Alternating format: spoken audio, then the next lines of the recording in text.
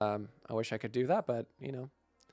But anyways, self-employment taxes. You reduce self-employment taxes. Okay, well, let's get into that. All right, let's go through the math behind this, because I think people need to understand. Like, okay, well, like let's get through the actual tax savings here. So some people might ask why I used $180,000, and we'll get to that.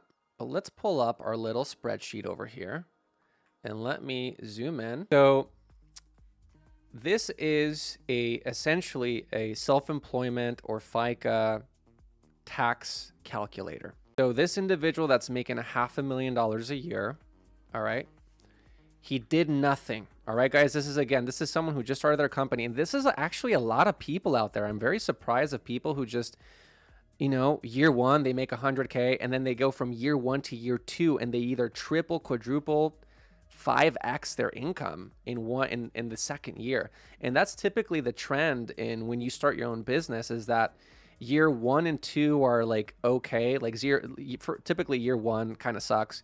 Year 2 you gain traction, then year 3 you make more money than year 1 and 2 combined. That's typically how that curve works when you're a business.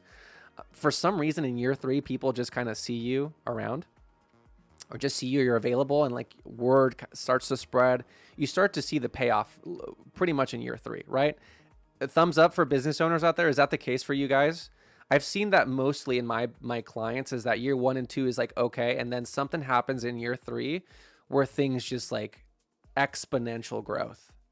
I don't know what it is. It just feels like it's a rule. I've seen that a lot out there, but if that happened to you, go ahead and type in chat if that's the case. But let's go through the math here. So again, someone started as a sole prop, 500K.